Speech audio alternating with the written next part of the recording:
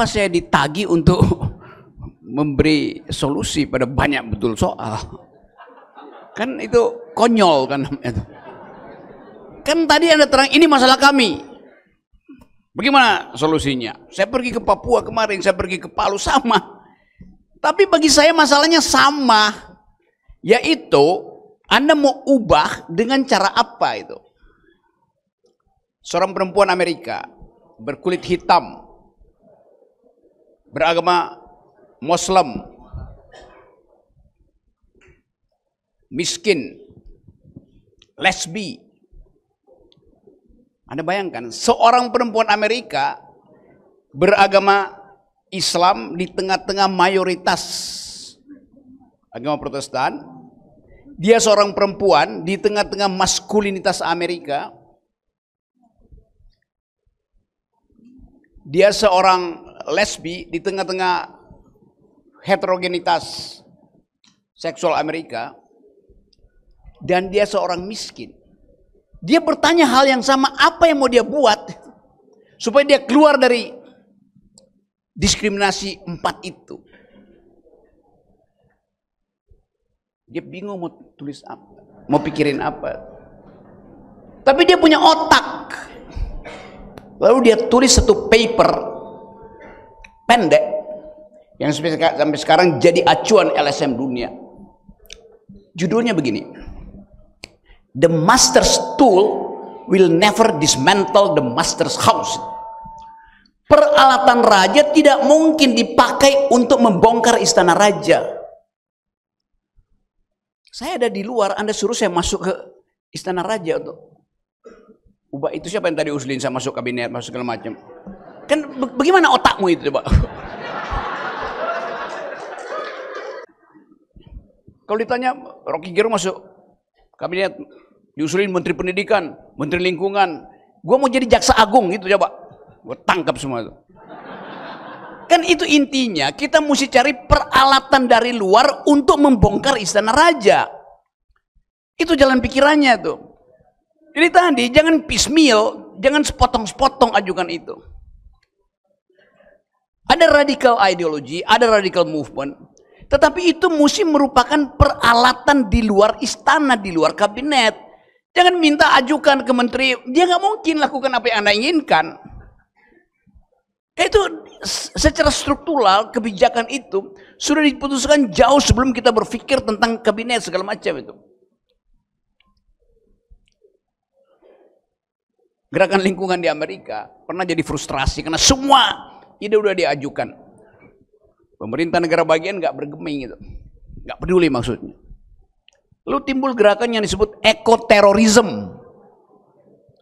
Anak-anak muda di situ dengan bimbingan seorang profesor ekologi rame-rame masuk hutan, cari pohon yang potensial dipotong, dia bawa paku radius itu, dipaku pohonnya. Itu merusak pohon. Tetapi itu adalah tindakan radikal untuk menghentikan gergaji besi, gergaji pohon itu. Pohonnya dipaku, tembus, dipotong kiri kanan nggak kelihatan. Jadi begitu gergaji pohonnya digergaji, gergajinya patah, rugi si kapitalis. Kalau ada yang mental, mentalnya ke jidat si tukang potong, kapok mereka. Itu satu contoh radical break. Peralatan dipakai dari luar.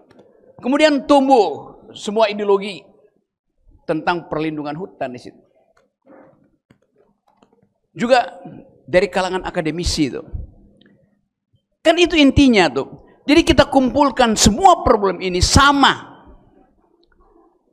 soalnya, yaitu pengendalian negara terhadap hak publik. Sama aja. Ada oposisi nggak bekerja, ya lakukan dari tadi kita bicara tentang aktivitas masyarakat sipil yang dilembagakan sebagai paralel politik. Ini ada politik resmi dari negara, official politik. Ini ada politik paralel dari masyarakat sipil yang membayang-bayangi kekuatan itu. Kan kita belajar dari revolusi Prancis, Lech Wałęsa, Perestroika, Glasnost di Rusia segala macam. Kan itu datang dari kesadaran rakyat untuk menghentikan eksploitasi dari para politisi, itu aja.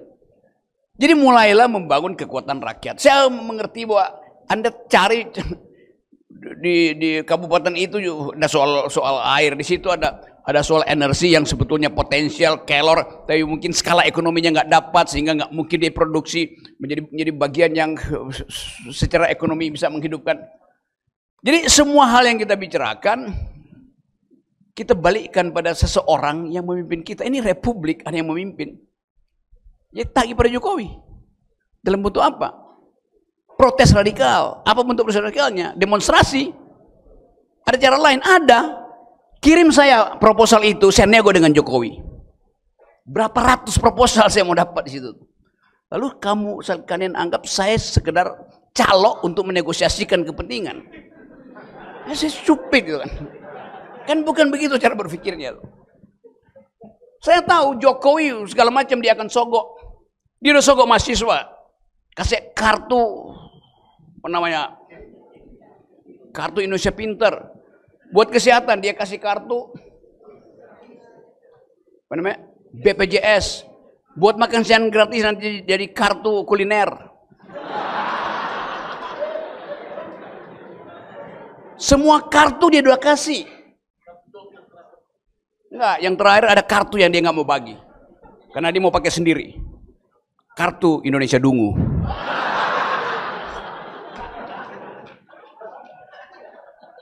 Jadi sekali lagi, kita ada dalam satu pertemuan dalam upaya untuk membentuk opini publik. Opini publik mesti ada headline, mesti ada punch-nya di situ. Dan itu hanya mungkin terbentuk kalau secara rutin, periodik, opini itu diajukan terus. Kan dasarnya begitu. Batu itu kalau cuma 1-2 kali ditetesin hujan nggak akan berlubang dia. Batu itu dihujani hujan lebat 1 kali nggak akan berlubang. Tapi kalau tetesnya rutin, dia juga bolong juga. Jadi saya inginkan kita punya kemampuan intelektual untuk menulis di jurnal, menghasilkan proposal supaya seluruh dunia tahu bahwa ada problem di NTT yang problemnya sama dengan di Kalimantan, sama dengan di Papua segala macam kan. Itu dasarnya kan. Apalagi di Papua tuh, yang dieksploitasi habis-habisan untuk food estate gagal semua. Itu dasarnya kan. Anda bayangkan bisa Papua itu ada 37 juta hektar hutan. 80% adalah hutan primer. Di dalam hutan primer itu ada 2.000 jenis unggas, 20.000 jenis pohon, 4.000 jenis ular. Di kepala saya hafal. Dan ada 500 masyarakat adat. Apakah Jokowi pernah minta izin pada masyarakat adat? Pernah minta izin pada ular, pada kasuari di situ untuk membuat food estate? Gak ada dia minta izin. Kenapa? AMDAL-nya dipindahkan ke pusat, bukan lagi hak masyarakat. Yang mesti nentuin AMDAL itu masyarakat adat. Tapi enggak ada kan. Jadi Anda tahu percuma Anda bikin proposal untuk diperbaiki secara piecemeal, sepotong-sepotong oleh kementerian. Dirjen ada punya koneksi dengan gubernur, bahkan ngomong di kabinet, nggak ada. Karena ini adalah kepentingan struktural dari akumulasi kapital yang tidak mungkin dihentikan kecuali dengan satu radical break. Itu aja intinya. Ada kesempatan di dunia, ada. Semua kapitalis dunia setiap tahun biasanya berkumpul di Davos di Swiss.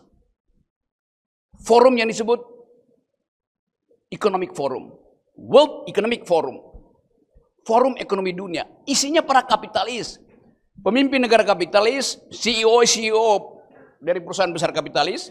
Dari tahun 50 berkumpul di situ mereka untuk menentukan arah kebijakan ekonomi dunia.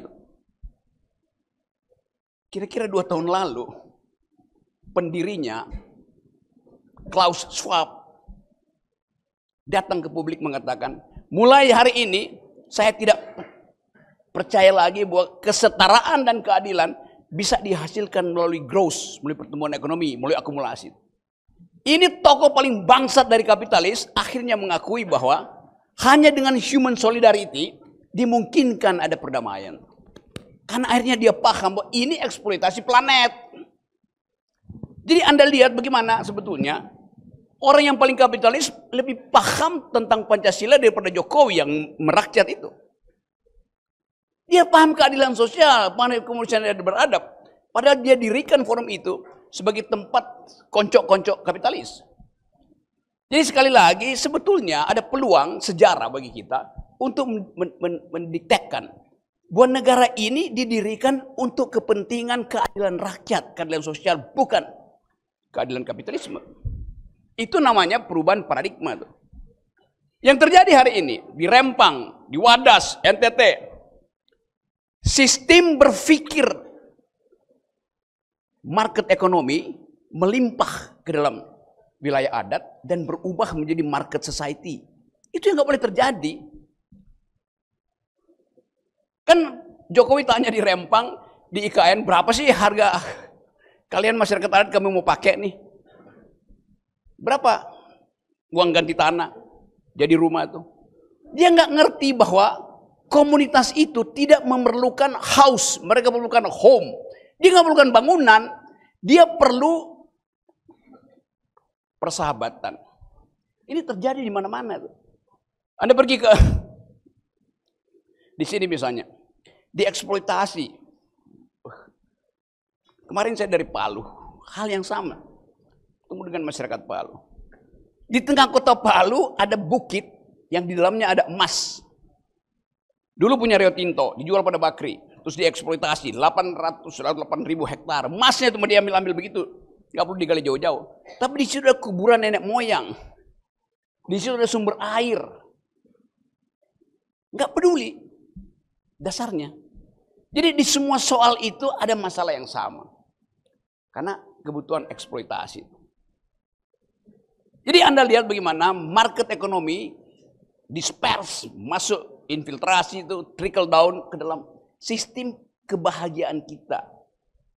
Nah, kepedulian lingkungan adalah mengembalikan oikos itu ke dalam ekologi, bukan ke dalam ekonomi. Walaupun kata dasarnya sama, oikos. Jadi sekali lagi, kita mau supaya ada pendalaman ideologis tentang masalah ini. Bukan sekedar tukar tambah, Anda dapat berapa, negara dapat berapa, brokernya dapat berapa. Jadi lagi-lagi, saya percaya bahwa ini adalah pertemuan kita untuk mendalilkan pada negara bahwa tadi kami nggak perlu saudara itu, kami nggak perlu negara tuh, kami bisa atur sendiri. Tapi Jokowi kemarin kasih janji baru lagi, kami akan naikkan ekonomi tahun ini, ekonomi akan 5,4%. Apa poinnya 5,4% itu? Kalau disparitasnya itu, Gini rasio kita itu memburuk, kan yang mesti dihitung adalah daya beli, kesenjangan, bukan growth-nya. Jokowi pernah puji ke seluruh dunia dan ditertawain oleh seluruh dunia. Jokowi bilang, hanya di Indonesia ada satu kabupaten yang tumbuhnya 26% growth-nya. Itu Halmahera Utara. Seluruh dunia kagum. Wah, hebat betul, kaya banget dong rakyat itu. Setelah diteliti, bupatinya sendiri bilang, iya kami tumbuh 20%, tapi kalau 4 orang penguasa tambang di situ pergi dari kami minus 20%. Jadi 26% itu disebabkan oleh 4 orang aja. Grossnya dihitung berdasarkan apa yang dihasilkan oleh 4 orang itu, bukan apa yang dihasilkan ekonomi rakyat. Karena dasar berpikirnya begitu kan. Jadi kita ditipu oleh statistik.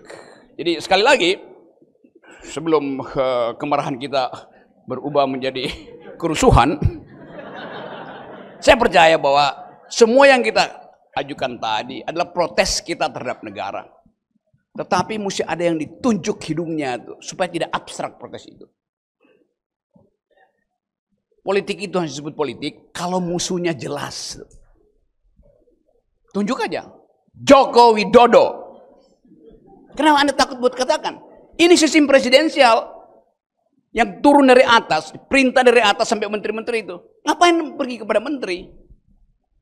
Itu dasar berpikir itu yang membuat kita gelisah untuk menunjuk seseorang, tapi takut konsekuensinya. Padahal Anda tahu penyelesaian cuma itu, ganti presiden.